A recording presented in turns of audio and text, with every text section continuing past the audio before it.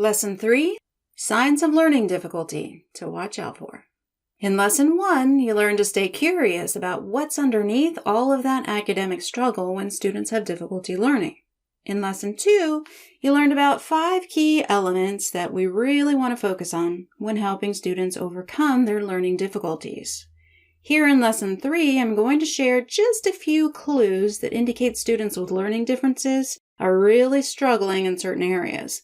They are clues that parents and educators should be aware of so they can keep an eye out for them. Keep in mind that every brain is like a fingerprint. No two brains are alike. So if you've never observed your child or student experiencing any of the following difficulties, know that this is just a sample of skills that might be holding them back. Let's start with auditory memory. If we can easily remember what we hear, we likely have strong auditory memory skills. What does it look like when students do not have strong auditory memory? Let me ask you this. Are you ever baffled by how quickly your child or student forgets verbal instructions? Maybe you say, "Go upstairs, grab your coat and your shoes, and let's get going."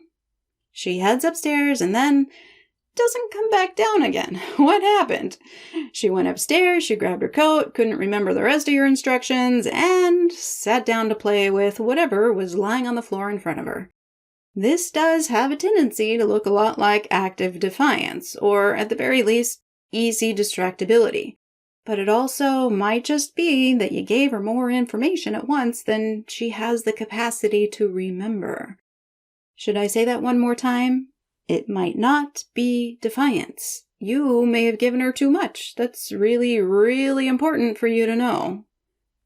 So here's a quick tip for you. The next time you give your child or student verbal instructions, have her quickly repeat them back to you. If she can't, you gave her too much. Try only 1 or 2 instructions at a time and see if that works any better. Now, if you're in a hurry, that extra step may drive you a little bonkers, but it might also save you some time and frustration in the long run. Kids are our greatest teachers, aren't they? This particular lesson is definitely teaching us patience. Another sign that might point to insufficient auditory memory is trouble reading. Of course, there are many reasons why someone can struggle to learn how to read. One possible reason is that he can't remember the sounds that letters make. If he can't remember the sounds that letters make, then certainly placing those letters together to form words is going to be even more confusing and frustrating. If we don't recognize that auditory memory is part of the problem, then of course we're going to be baffled by the child's lack of understanding. You're thinking to yourself, okay, we just went over this. Why isn't he getting it? Now you know one potential reason, but not likely the only one. As you may recall from Lesson 2, these skills tend to be interconnected. So if we're trying to strengthen phonemic awareness, but we ignore auditory memory, the learning gap will persist. Does your child have trouble with reading comprehension? When you read a story out loud, can she tell you what the story was all about? Reading comprehension that's affected by poor auditory memory skills can also show up when children read to themselves. We rely on our inner voice to read silently. If we're not remembering what we say to ourselves in our heads, we're going to find ourselves rereading that same darn sentence over and over again just to make sense of the story. And if you want your child to enjoy reading, then you're going to want to make sure that the stories actually make sense.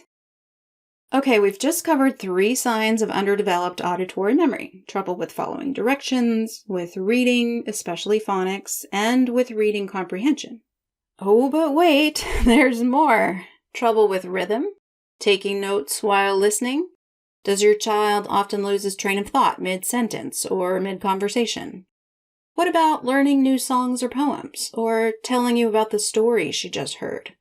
If you've noticed any of these signs, consider auditory memory weakness may be one potential cause of your child's learning challenges. Then there's visual memory. I won't go into quite as much detail about this one, but visual memory simply means that we remember what we see. One sign that visual memory might be a challenge for a child is trouble with spelling. As I mentioned earlier, trouble with reading comprehension can point to auditory processing challenges, but it can also suggest that visual memory might need to be strengthened as well. What happens when your child or student is asked to copy an assignment from the board, for example?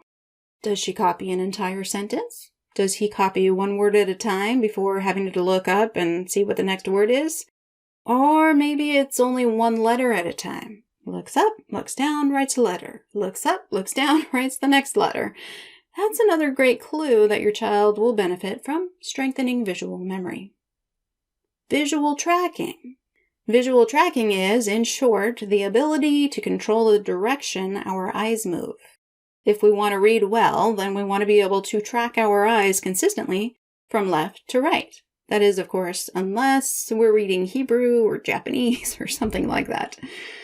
Without strong visual tracking skills, our eyes may dart all over the page. This interferes with reading fluency, but it also makes reading rather exhausting. If a child ever complains to you that reading gives them a headache, there may be a legitimate reason for this, aside from maybe the more obvious poor eyesight. Here are some more clues that a child will benefit from strengthening visual tracking ability. Skipping words or entire lines while reading. Of course, in that case, the story likely doesn't make much sense, and hopefully that child figures out what happens and tries again. Reading words out of order. Maybe a word from 3 lines ago mysteriously falls into the current sentence a child is reading. If you notice this happening every once in a while, it's probably nothing to be too concerned about. If it happens consistently, this is a good indication that the child's eyes are bouncing around the page. Nowadays, we tend to train our eyes to bounce around the computer screen, but this is very unhelpful when it comes to reading. Or perhaps you've noticed a tendency to reverse letters or words. It's important to know that there can be other reasons for letter reversals and word reversals, but if he sees the word saw and reads it as was, it's possible that his eyes are simply tracking from right to left instead of left to right. Strengthening visual tracking skills helps students read more fluently without those types of errors. Okay, so I've just given you quite a lot to watch out for, and I was going to leave it at that. Now, I do promise that I'm not actually here trying to turn you into an instant educational therapist. However, there is one more critical learning piece that I really think I should highlight because it can look a lot like defiance. If we interpret it as defiance, then not only will we miss what's really going on underneath it all, but we'll probably react pretty poorly to it, and we don't want that. So let's talk processing speed. When we talked about forgetting verbal instructions earlier, we were looking through the lens of auditory memory. But what if auditory memory isn't the real culprit? Go upstairs, grab your coat and your shoes, and let's get going. What if I'm a child who hears that, but I don't process the information as quickly as you gave it to me? What if I'm still processing the instruction go upstairs by the time you finished with all the rest of it? It's not that I didn't hear you. It's not that I wasn't paying attention. And it's certainly not that I was ignoring you. It's that my brain couldn't keep up. Maybe I fully processed the go upstairs bit and the final bit about let's get going. But everything in the middle, well, it's all a little fuzzy. Again, as a parent or educator, I recommend taking the time to confirm that the child knows exactly what you want them to do next. Also, when you're working with a child with slow processing speed, please, please, please do not ask another question when they're still processing the first question you asked. This may seem quite unnatural to do at first, to wait as long as it takes to process the question. In fact, it may feel as if you're waiting for paint to dry.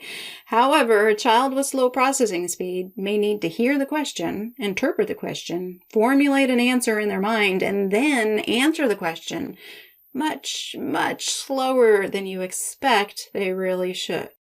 So, if you interrupt them before that process is complete, then they may have to start the process all over again. Once again, this is an exercise in extreme patience, but I promise it is well worth it. When you give a child all the extra time they need, In order to get those gears turning, not only do you get an answer to your question, something else kind of magical happens. You help them feel seen and heard. For some kids, that's even more powerful than tapping into the learning piece. That's my humble opinion.